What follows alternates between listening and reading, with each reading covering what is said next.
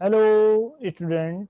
तो last time हम जो डिस्कस कर रहे थे बीएस की सीरीज का हार्मोनिक ऑसिलेटर जो टॉपिक था उसके बारे में हमने डिस्कस किया था। हमारे पास टॉपिक कौन सा था? Harmonic oscillator. हार्मोनिक ऑसिलेटर जो बेसिकली हम 17 चैप्टर के बारे में डिस्कस कर रहे थे, that's related with the simple harmonic motion. और इससे हमने इक्वेशन निकाली थी, equation of displacement. That equation is equal to x is equal to x m cos omega t plus phi.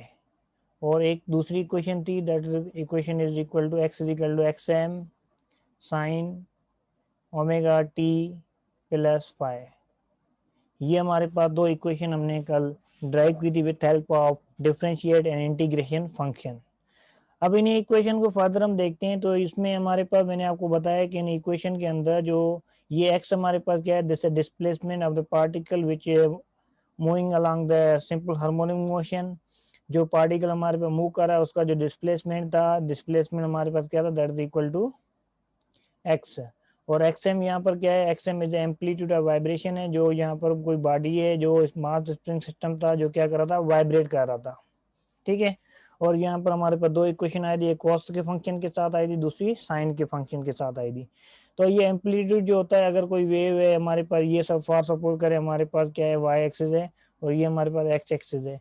अब वेव जो हमारे पास सपोज करें यहाँ से स्टार्ट हो रही है फ्रॉम द ओरिजिन, यहाँ सेंटर से स्टार्ट हो रही है, ऐसे मूव कर रही है। ठीक है, ये हमारे एक साइकिल बन गया। ठीक है। अब साइकिल के अंदर क्या होता है कि सेंटर से जो डिस्टेंस होता है, इस डिस्टेंस को हम क्या कहते हैं, दिस डिस्टेंस नोन एम्पलीट्यूड। ये डिस्टेंस हमारे पास क्या है, एम्पलीट्यूड। एम्पलीट्यूड हमारे पास दोनों तरफ से होता है, पॉजिटिव की साइड पे होता है और नेगेटिव साइड पे। अगर पॉजिटिव साइड पे है तो ऊपर की तरफ होगा, ये पॉजिटिव साइड पे, और ये हमारे पास क्या है, नेगेटिव साइड पे। तो यहाँ पर जो एम्पलीट्यूड का इक्वेशन हमारे पास क्या है, एम्पलीट्यूड के लिए हमारे पास जो यहाँ पर इंडिकेशन हम यूज करते हैं, that is known the XM. अगर हमारे पास ये जो इसकी सेंटर से जिस पोजीशन से स्टार्ट हो रहा है, इस पोजीशन को this position known the mean position. ये कौन सी हमारे पास बेटा, मीन पोजीशन है, जिसको हम क्या कहते हैं, इक्विलिब्रियम पोजीशन कहा जाता है। क्या कहा जाता है, इक्विलिब्रियम पोजीशन। और जो अपवर्ड पोजीशन है, इसको पोजीशन को हम क्या कहते हैं, that position known the extreme position. क्या है बेटा, एक्सट्रीम पोजीशन। जिसने क्या किया होगा, जो पार्टिकल है उसने मैक्सिमम डिस्प्लेसमेंट कवर किया है from the mean position. Mean position से हमारे पास क्या होगा, मैक्सिमम डिस्प्लेसमेंट कवर किया होगा। तो ये चीज यहाँ पर हमने डिस्कस की। इसी इक्वेशन को फर्दर अगर देखें हार्मोनिक ऑसिलेटर की, तो हमारे पास क्या है, नेक्स्ट जो टर्म था, ये हमने क्या पढ़ा, एम्पलीट्यूड के बारे में। एम्पलीट्यूड हमारे पास पॉजिटिव नेगेटिव दोनों साइकिल में होता है। ठीक है। अब एक्सट्रीम पोजीशन के ऊपर जो एम्पलीट्यूड हमारे पास क्या होता है, that is equal two plus minus XM. XM मतलब या तो फिर अपर डायरेक्शन में होगा, पॉजिटिव वाई एक्सिस की तरफ या एक्स एक्सिस की तरफ, या फिर हमारे पास नेगेटिव की तरफ। ठीक है। तो हमारे पास क्या है, फेज। फेज क्या बताता है, मैंने बताया स्टार्टिंग पोजीशन ऑफ वेव। तो यहाँ पर हमारे पास क्या है कि फेज जिसको फाई कहा जाता है, phi no the phase constant है। क्या है बेटा, फेज कांस्टेंट है, जो मैंने आपको कल भी बताया था, ये क्या है, फेज कांस्टेंट है। और उसके साथ ये जो omega t plus five, omega t plus five जो हमारे पास बेसिकली क्या इंडिकेट करा है, this indicator phase of motion. के जो वेव है हमारे पास क्या करिए, ट्रेवल करिए with certain angular frequency with respect to time. तो इसको हम कहते हैं फेज ऑफ मोशन। क्या है बेटा, फेज ऑफ मोशन कहा जाता है। अब इसी चीज को फर्दर आगे देखते हैं कि हमारे पास जो फेज ऑफ मोशन है, और इसको हम क्या कहते हैं, फाइव जो हमारे पास क्या है, एक फेज कांस्टेंट है। ठीक है। अगर सपोज इफ, अगर हम ऐसे कह लेंगे if phi is equal to zero, अगर फेज डिफरेंस क्या हो, जीरो, देन द डिस्प्लेसमेंट क्या होगा, then displacement is equal to, then displacement is equal to, displacement किसके बराबर होगा, अगर फेज डिफरेंस क्या हो, उसका जीरो हो। अगर फेज डिफरेंस जीरो है तो मतलब जो इक्वेशन है हमारे पास, जो फर्स्ट वाली इक्वेशन को हम कंसीडर कर रहे हैं कि x is equal to x m cos omega t plus phi, हम कहते हैं कि फेज जो हमारे पास क्या जीरो है। अगर फेज जीरो है तो ये इक्वेशन क्या बन जाएगी, this equation is equal to x m cos omega t. अगर हमारे पास फेज डिफरेंस जीरो है तो ये इक्वेशन कैसे लिखी जाएगी, x is equal to x m cos omega t. अगर इस इक्वेशन के अंदर हम कहते हैं कि अगर this wave start from the time is equal to zero, अगर वेव जो स्टार्ट हो रही है उसके लिए हमारे पास टाइम क्या है, जीरो है। अगर टाइम जीरो है देन द डिस्प्लेसमेंट मैक्सिमम, अगर हमारे पास टाइम क्या है, जीरो है इन कोसाइन फंक्शन, तो हमारे पास क्या होगा, अगर टाइम जीरो है देन डिस्प्लेसमेंट जो होगा क्या होगा हमारे पास, मैक्सिमम होगा from the mean position. Maximum from the mean position.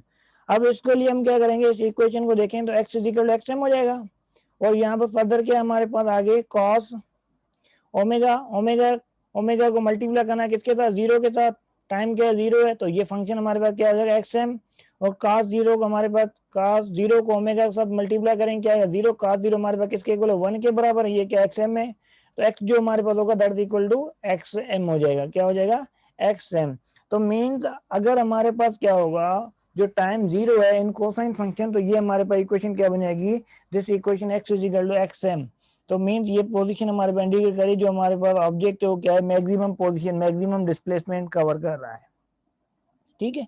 तो आगे हमारे पास सेकंड कंडीशन में अगर देखें, अगर फेज डिफरेंस का क्या हो हमारे पास 90 हो, कि जो वेव हमारे पास 90 के डिफरेंस के साथ स्टार्ट हो रही है, अगर 90 के डिफरेंस के साथ स्टार्ट हो रही है तो ये इक्वेशन को हम कैसे लिखेंगे, उसके बारे में हम फर्दर डिस्कस कर रहे हैं। तो ये याद रखें, जब टाइम जीरो है तो हमारे पास X equal to x M है, तो इसको फर्दर आगे हम कंसीडर करें तो हमारे पास क्या होगा, this equation can be also, ये इक्वेशन आगे कैसे लिखी जाएगी, ये इक्वेशन को लिखने के लिए हमारे पास क्या है,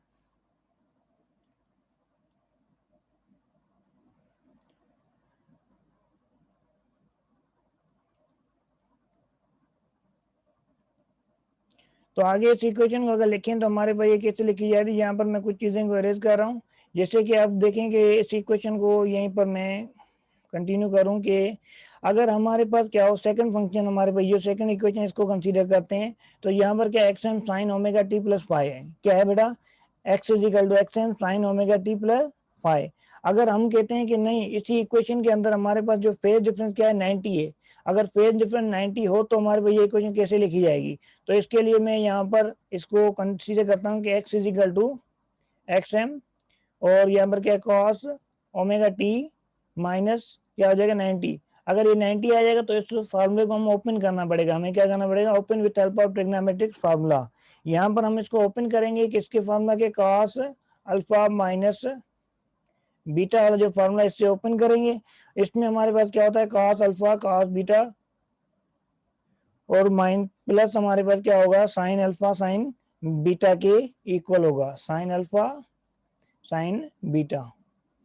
तो ये हमारे पास फंक्शन बेसिकली हमें यूज करना है, इस वैल्यू को हम अल्फा लेंगे और इसको बीटा लेंगे। जब इसको हम सिंप्लीफाई करेंगे इस इक्वेशन को, this equation can be written as, अब जो ये इक्वेशन कैसे लिखी जाएगी, ये इक्वेशन जो लिखी जाएगी ये हमारे पास बेसिकली इसका आंसर जो आएगा, क्योंकि हमारे पास एक फंक्शन का 90 है तो साइन 90 क्या होता है, जीरो होता है, तो एक ये तो फंक्शन बेसिकली जीरो ही हो गया, और यहाँ पर क्या है कॉस ओमेगा टी, और हम सॉरी साइन 90 1 के इक्वल होता है, और साइन 91 है, और cos 90 हमारे पास क्या होता है, जीरो होता है। तो यहाँ पर क्या होगा, ये फंक्शन बेसिकली क्या हो जाएगा, जीरो हो जाएगा, क्योंकि यहाँ पर क्या आएगा, साइन 90 आएगा, और सॉरी cos 90 यहाँ पर जीरो हो जाएगा, और ये फंक्शन हमारे पास बच जाएगा।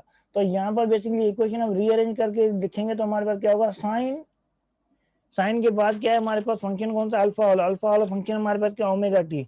तो ये इक्वेशन बेसिकली क्या हो जाएगी, x is equal to x m sine omega t. ये बेसिकली हमारे पास ये इंडिकेट कर रही है कि हमारे पास जो फेज डिफरेंस क्या था 90 का था, क्या है बेटा, फेज डिफरेंस 90 है। अगर हम कहें कि अगर इस इक्वेशन के अंदर टाइम जीरो हो तो ये इक्वेशन क्या होगी, अगर इस इक्वेशन के अंदर हमारे पास क्या हो, टाइम जीरो हो, तो ये इक्वेशन क्या होगी, अगर टी की जगह पे हम जीरो पुट करें, साइन जीरो जीरो, तो एक्स इजिकल टू हमारे पास क्या हो जाएगा, जीरो हो जाएगा। अगर हमारे पास क्या है, इन्हें साइन इक्वेशन, साइन वेव की जो इक्वेशन है इसमें हमारे पास अगर टाइम जीरो है तो मतलब उसका जो डिस्प्लेसमेंट होगा कहां पर होगा, जीरो होगा, मीन जो वेव है मीन पोजीशन स्टार्ट हो रही होगी, क्या हो रही होगी बेटा, मीन पोजीशन स्टार्ट हो रही होगी, और ये जो हमारे पास कहां से स्टार्ट हो रही होगी, this start from the extreme position, जहां पर क्या होगा, मैक्सिमम डिस्प्लेसमेंट होगा from the mean position. Mean तो जो वेव स्टार्ट होगी अगर एक्सट्रीम पोजीशन में यहाँ से ऐसे स्टार्ट होगी, ठीक है, तो इस तरह से ये वेव क्या करेगी, हमारे पास ट्रेवल करेगी, इस तरह से ये वेव ट्रेवल करेगी। मीन्स यहाँ पर इसका फेज डिफरेंस क्या हो गया, 90 का फेज डिफरेंस के साथ ये वेव क्या कर रही है, ट्रेवल कर रही है।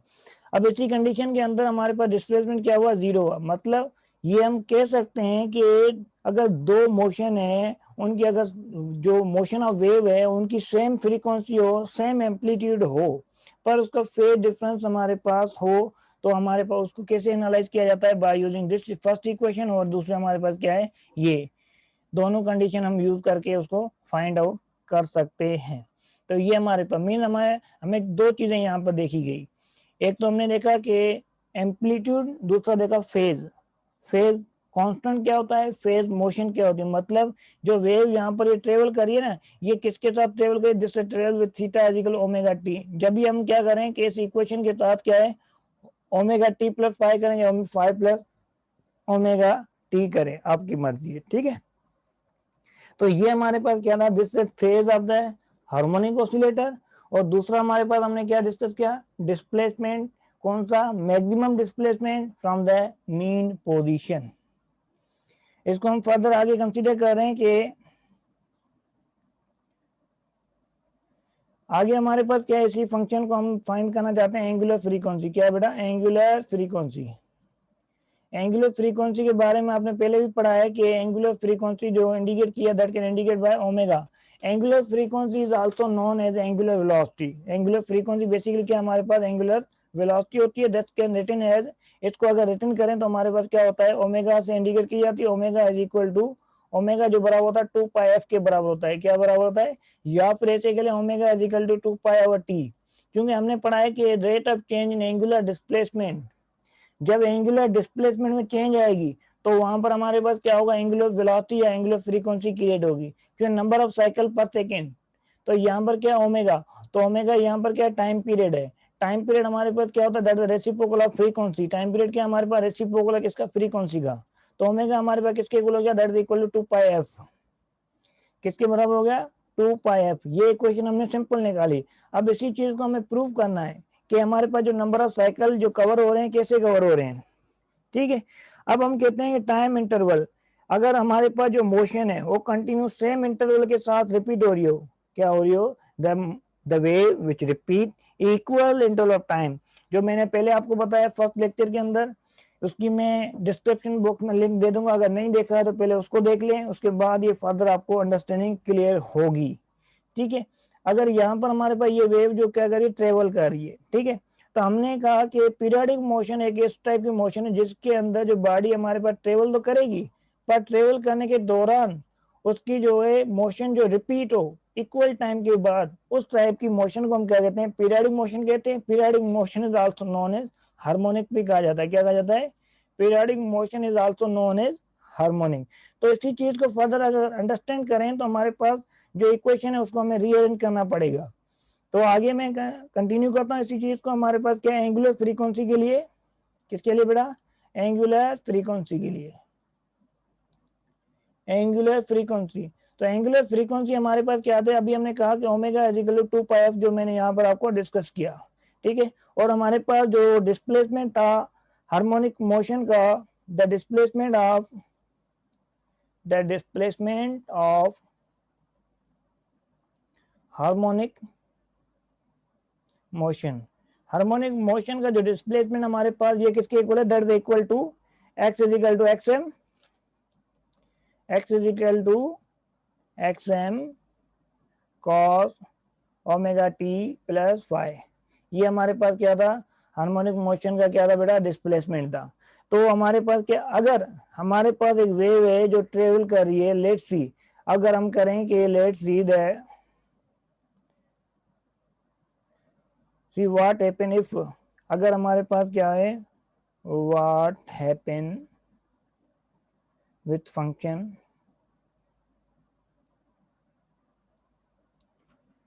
function after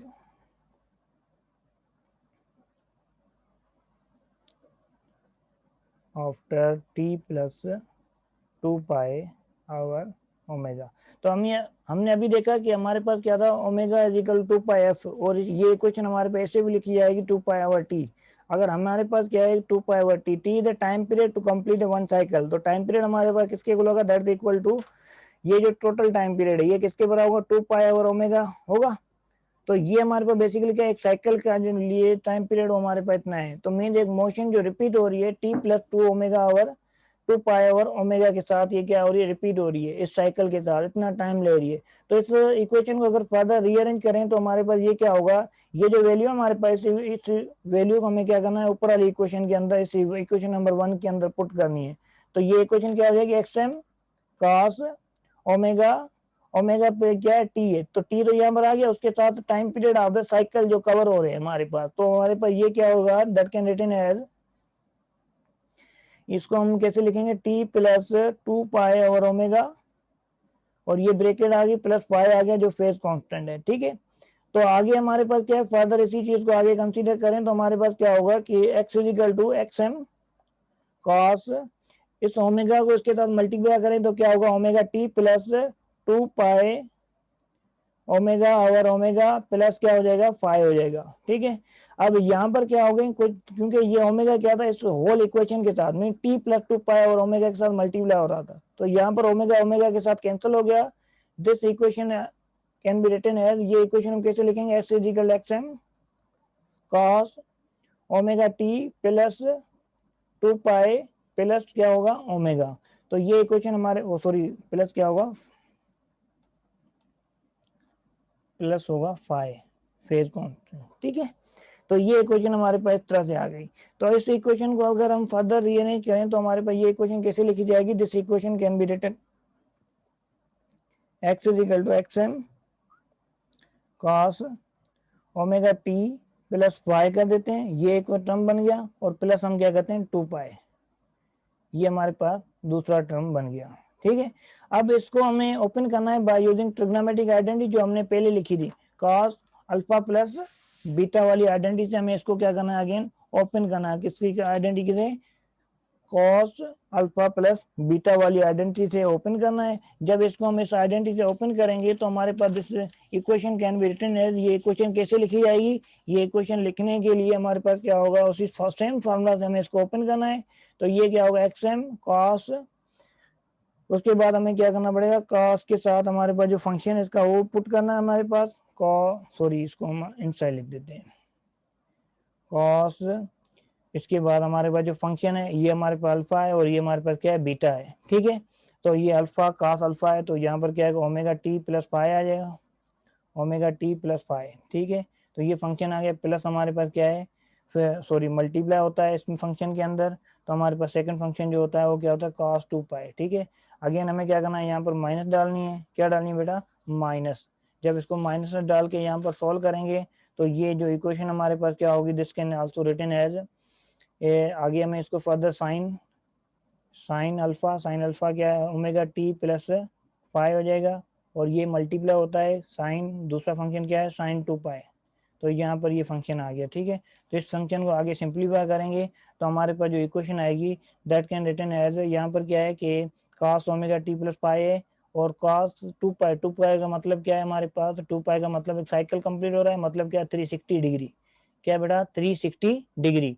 तो यहाँ पर हम क्या करेंगे, तो cos 360 हमारे पास 1 के इक्वल होती है, तो ये इक्वेशन हमारे पास क्या बन जाएगी, x is equal x m, तो यहाँ पर क्या है cos omega t plus pi, और आगे वाला फंक्शन हमारे पास क्या होगा, ये फंक्शन हमारे पास साइन 2 पाई हमारे पास किसके बराबर, 0 के बराबर है, साइन 2 पाई 0 है, क्योंकि ये अगर 1 है तो ये 0 होगा, तो 0 को इसके साथ मल्टीप्लाई करेंगे, ये फंक्शन टोटली क्या हो जाएगा, 0 हो जाएगा। तो हमें यहाँ से पता चलता है कि जो मोशन है हमारे पास वेव की, वो इक्वल टाइम के साथ क्या हो रही है, रिपीट हो रही है। तो हमारे पास क्या है, दिस जो रिपीटेशन हो रही है हम इसको कह सकते हैं, ये इक्वेशन हमें ये बता रही है कि x is equal x m cos omega t, this show that, ये इक्वेशन हमें क्या शो कर रही है, द फंक्शन जो है हमारे पास क्या हो रहा है, वो रिपीट हो रहा है, क्या है, हमें कहा let's see the what happened the function after T plus 2 पाई और ओमेगा, मीन ये साइकिल जो हमारे पास टाइम पीरियड था जो मैंने आपको बताया, तो ये फंक्शन हमारे पास क्या हो रहा है, रिपीट हो रहा है, क्या हो रहा है, function, this show the function repeated, जो फंक्शन हमारे पास क्या हो रहा है, रिपीट हो रहा है, ठीक है, रिपीटेड आफ्टर टाइम जो हमारे पास कितना था, मैं ये टाइम जो हमारे पास क्या था, टी प्लस 2 पाई और ओमेगा, मीन ये जो कंप्लीट टाइम था ना, तो उसको हम क्या कहते हैं, दिस इक्वल टू 2 पाई और ओमेगा, ये हमारे पास टाइम किसके बराबर है, 2 पाई ओमेगा के बराबर है। तो इसी चीज को फर्दर आगे देखें तो हमारे पास क्या कह सकते हैं कि टाइम पीरियड ऑफ मोशन हमारे पास क्या है, time period of time period of जो मोशन है दैट इज इक्वल टू 2 पाई और ओमेगा के इक्वल होगा। तो ये सिंपल हार्मोनिक मोशन का जो टाइम पीरियड हमारे पास किसके बराबर है, टी इज इक्वल टू 2 पाई और ओमेगा।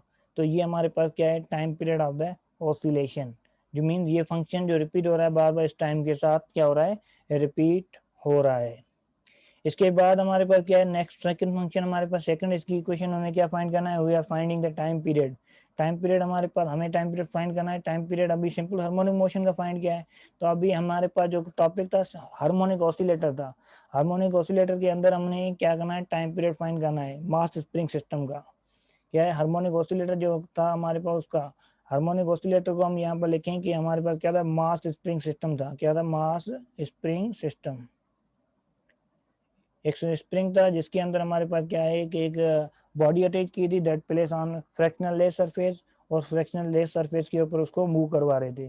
तो यहाँ पर हमारे पास इसके लिए जो इक्वेशन थी x equal x m cos omega t plus phi, ये हमारे पास क्या था, सिंपल हार्मोनिक मोशन का डिस्प्लेसमेंट था। ठीक है, और हमारे पास इक्वेशन ऑफ हार्मोनिक ऑसिलेटर क्या है, motion of simple harmonic oscillator, motion of simple harmonic oscillator. Simple harmonic oscillator की जो थी ना इक्वेशन, वो हमने फाइंड की थी by using Newton second law को यूज करते हुए। That equation is known the D square x और डी टी स्क्वायर, ये हमारे पास एक्सलेशन का फार्मूला था। उसके बाद हमारे पास क्या था, प्लस के और एम, उसके बाद x is equal to zero, ये हमने इक्वेशन ऑफ हार्मोनिक ऑसिलेटर हमने फाइंड की थी। ठीक है, और ये हमारे पास क्या है, double derivative of displacement indicate the display, ये क्या इंडिकेट कर रहा है, ये इंडिकेट कर रहा है हमारे पास एक्सलेशन को। क्योंकि डबल डेरिवेटिव है तो डबल डेरिवेटिव बेसिकली हमारे पास क्या होगा, डबल डिफरेंशिएट मीन ये एक्सलेशन को बताता है। तो यहाँ पर क्या एक्स हमारे पास किसके बराबर है, this x is equal to, इसको अगर यहाँ पर लिखें डी एक्स हमारे पास किसके बराबर, x m cos omega t plus phi, ये फंक्शन आ गया। इस फंक्शन को हमें क्या करना है, डिवाइड बाय क्या है, डी टी स्क्वायर, इसका हमें फंक्शन का डबल डेरिवेटिव करना है। ठीक है, और प्लस हमारे पास क्या again k over m, k over m, और एक्स की वैल्यू यहाँ पर क्या है, x m cos cos omega t plus phi, और इसका जो डिफरेंशिएट करना है हमारे पास, ये एक्स की वैल्यू आ गई, किसकी वैल्यू आ गई बेटा, एक्स, ये फंक्शन किसके बराबर है, जीरो के बराबर है। किसके बराबर बेटा, जीरो के इक्वल है। तो इसी चीज को अगर फर्दर हम आगे कंटिन्यू करें तो हमारे पास ये क्या होगा, सिंप्लीफाई करने के लिए अगर इसको सिंप्लीफाई करें तो हमारे पास क्या होगा, यहाँ पर जो डिफरेंशिएट होगा, x m is a constant, ये हमारे पास क्या एम्पलीट्यूड है, इसका क्या है बेटा, एम्पलीट्यूड। तो यहाँ पर क्या होगा, इसका जो डिफरेंशिएट आएगा ना वो क्या होगा हमारे पास, ओमेगा, ओमेगा अगर डिफरेंशिएट करेंगे कॉस कॉस ओमेगा, तो ये हो जाएगा माइनस ओमेगा स्क्वायर। इसका अगर आप सिंपल यूज करें, मैथमेटिक यूज करते हैं, हमारे पास मैं यहाँ पर सिंपल वर्ड लिख रहा हूँ कि इसका डिफरेंशिएट जो आएगा that is equal to x minus omega square बाहर आ जाएगा, और यहाँ पर क्या है, cos omega t plus phi. ठीक है, और यहाँ पर क्या है, फर्दर आगे हमारे पास क्या है, प्लस के over m, k over M, जो हमारे पास नेक्स्ट फंक्शन हमारे पास किसके इक्वल है, this function can be written as, ये फंक्शन हमारे पास क्या होगा, इस फंक्शन को हम ऐसे लिख सकते हैं, एक्स यहाँ पर इस फंक्शन को मैं नीचे की तरफ लिख देता हूँ। ठीक है, प्लस ये कंटिन्यू है, ठीक है बेटा, और यहाँ पर क्या है, ये फंक्शन हमारे पास क्या होगा, प्लस के और एम। ठीक है, और यहाँ पर क्या x m cos omega t plus phi, ये फंक्शन आ गया हमारे पास। ठीक है, तो इसी फंक्शन को हम आगे कंटिन्यू करें तो हमारे पास क्या होगा, दिस फंक्शन, ये जो फंक्शन हमारे पास है ये किसके इक्वल होगा, this can also written as, इस फंक्शन को अगर सिंप्लीफाई करें ना तो ये जो वैल्यू होगी ना कि इस ये बराबर था जीरो के, अगर इसको उस साइड लेके जाएं और ये फंक्शन इस फंक्शन के अंदर क्या होगा, कैंसिल हो जाएगा। अगर मैं इसको अगर जीरो के इक्वल यहाँ पर करूँ तो इसको मैं यहाँ पर कुछ चीज़ें इरेज करके आपको वो फंक्शन बना देता हूँ। ठीक है, तो यहाँ पर बेसिकली क्या रहा हमारे पास, के ओवर एम, तो ये फंक्शन मैंने यहाँ पर इरेज किया, तो इसको इरेज करके ये मेरे पास जो फंक्शन है ये किसके बराबर होगा, that is equal to k over m x m cos omega t plus phi, cos omega t plus phi. अगर ये हमारे पास ये माइनस का है तो ये भी माइनस का था, ये माइनस माइनस क्या होंगे, कैंसिल हो जाएंगी, तो ये दोनों फंक्शन क्या होंगे, पॉजिटिव हो जाएंगे, और ये दोनों कैंसिल हो जाएंगे। तो ओमेगा स्क्वायर जो है यहाँ पर किसके बराबर होगा, that is equal to K M. ये आपने फर्स्ट ईयर के अंदर ड्राइव किया था with help of simple method, और यहाँ पर हम फाइंड कर रहे हैं with help of integration method. तो omega square is equal to K M, तो अगर इसको हम स्क्वायर खत्म करना है तो taking under root on both side, तो ओमेगा किसके बराबर होगा, that is equal to k over m. तो ये हमारे पास एंगुलर फ्रीक्वेंसी है मास स्प्रिंग सिस्टम की, ठीक है। तो ये omega is equal to k over m. हमें क्या फाइंड करना है, हमें फाइंड करना है टाइम पीरियड। तो टाइम पीरियड फाइंड करने के लिए हम इसको अगेन रीअरेंज करेंगे, this equation can be rearrange by, इस इक्वेशन को हम क्या करेंगे, अगेन रीअरेंज करेंगे। जब इस इक्वेशन को हमें पता है टाइम पीरियड किसके बराबर होता है, अभी हमने पढ़ा 2 पाई ओवर ओमेगा है, ओमेगा की वैल्यू क्या है, के ओवर एम है। तो इसको हम यहाँ करें, क्या करें, 2 पाई, इसको फर्दर अगर लिखें तो हमारे पास क्या होगा, this equation t is equal to 2 pi omega की वैल्यू क्या, under equal k over m. तो इसको हम फर्दर सिंप्लीफाई करके लिखें तो हमारे पास ये फंक्शन किसके इक्वल हो जाएगा, this function can be written as, इस फंक्शन को हम कैसे लिख सकते हैं कि t is equal to pi, 2 pi तो आ गया, और जब ये फंक्शन ऊपर जाएगा तो क्या होगा, एम ओवर के हो जाएगा। तो time period of harmonic oscillator जो है हमारे पास किसके इक्वल होगा, that's equal to 2 pi m over k. तो ये हमारे पास क्या है, time period of mass spring system, उसका जो टाइम पीरियड हमारे पास किसके बराबर है, 2 पाई एम ओवर के। अगर फ्रीक्वेंसी फाइंड करनी है तो उसका आप रेसिप्रोकल करें तो फ्रीक्वेंसी हमें मिल जाएगी, ठीक है बेटा। तो इससे हम फ्रीक्वेंसी पे फाइंड आउट कर सकते हैं। अब जो मास स्प्रिंग के सिस्टम के अंदर जो टाइम पीरियड हमारे पास किस पे डिपेंड कर रहा है, mass of the body which attach with the spring and also depend on the spring constant. के यहाँ पर क्या है, स्प्रिंग कांस्टेंट है, स्प्रिंग कांस्टेंट के ऊपर टाइम पीरियड डिपेंड कर रहा है, it's also depend on the mass attach with the body, उस पे भी हमारे पास ये क्या है, डिपेंड कर रहा है। तो यहाँ तक ये इक्वेशन हमने फाइंड की time period of the oscillator. Okay, thank you. And next जो लेक्चर होगा आपके पास velocity and acceleration of simple harmonic oscillator. Thank you for watching this lecture and subscribe my channel Physics with K Lal Khatri.